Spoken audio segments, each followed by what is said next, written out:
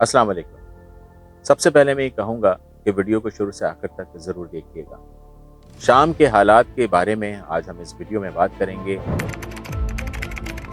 शाम की जेल में जो कैदी हैं उनका क्या कहना है उनके मुताबिक, ये मेरा कहना नहीं है।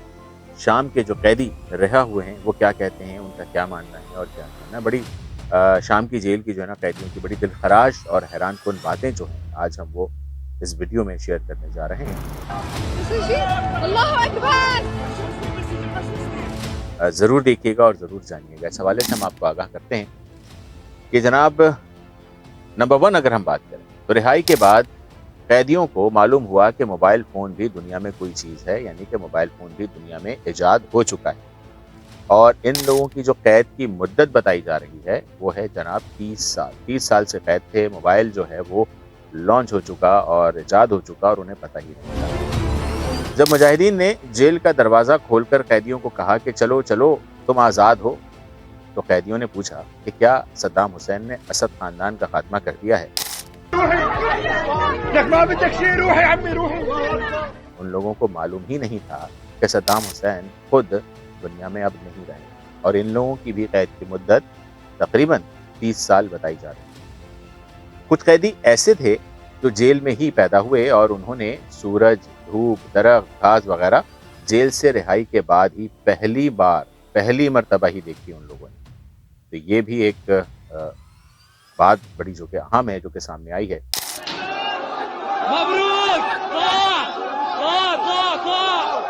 और जेल में ऐसी दर्दनाक सजाएं भी दी जाती हैं। जरा गौर से सुनिएगा कि उस जेल में जो दर्दनाक सजाएं हैं वो क्या हैं।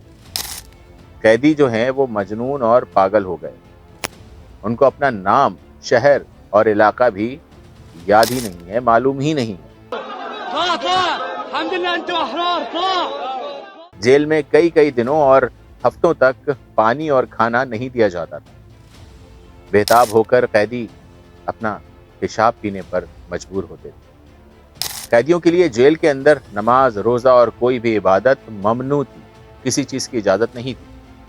जेल के अंदर हर वक्त आग की बड़ी भट्टी दहकती रहती थी, जिसे हाफिजुल असद के जहन्नुम कहा जाता। और जिस कैदी को उसमें जलाना होता था तो कहा जाता था कि असद की जहन्नुम में खुशामदीद।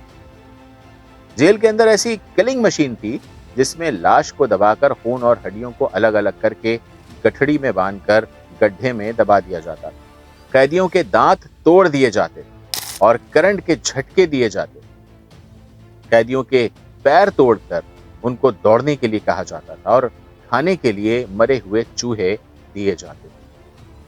हर हफ्ते 20 से 50 कैदियों को फांसी दी जाती थी और जिसको फांसी देनी होती थी उसको रात भर पीटा जाता था।